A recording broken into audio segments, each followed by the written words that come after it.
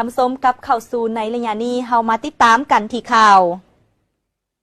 กองพลที่4เปิดขบวนการแข่งขันกีฬามวลชนเนื่องในโอกาสเฉลิมฉลองวันสร้างตั้งพรรคครบรอบ70 ปี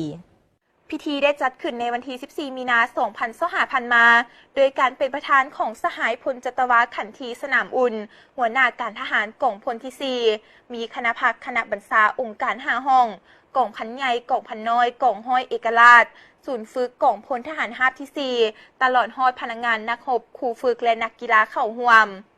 สหายพันเอกเข็มพรมูลทดีหัวหน้าห้องเสนาธิการได้ขึ้นผ่านแผนการแข่งขันกีฬามวลชนเพื่อเป็นการสร้างขบวนการต้อนรับวันสร้างตั้งพรรคครบรอบ70 ปีให้เต็มไปด้วยความเบิกบานมวลซื่นทั้งเป็นการหัดแน่นความสามัคคีไมตรีจิตมิตรภาพระหว่างพนักงานนักรบองค์การกรมกองตื่มอีกและอีกด้านหนึ่งก็เพื่อเป็นการคัดเลือกนักกีฬาเข้าร่วมการแข่งขันกีฬาเขต 3สิงขันรัฐมนตรีกระทรวงป้องกันประเทศที่แขวงสวรรณเขตเป็นเจ้าภาพประเภทกีฬาที่นำมาแข่งขันประกอบมีกีฬาบันเตะบันทรงทรายยิงเปตังทรายยิงและกีฬากระต้อวายโอกาสดังกล่าวสหายพลจัตวาขันทีสนามอุ่นหัวหน้าการทหารกองพลที่ 4ก็ได้มีคำเห็นก่อนอื่นสหายได้แสดงความย่องยอสมเสยต่อบรรดาสหายคณะรับผิดชอบที่ได้พร้อมกันห่างหากะเกียมความพร้อมด้านต่างๆเพื่อเหตุให้เปิดขบวนการแข่งขันครั้งนี้สำเร็จไปด้วยดี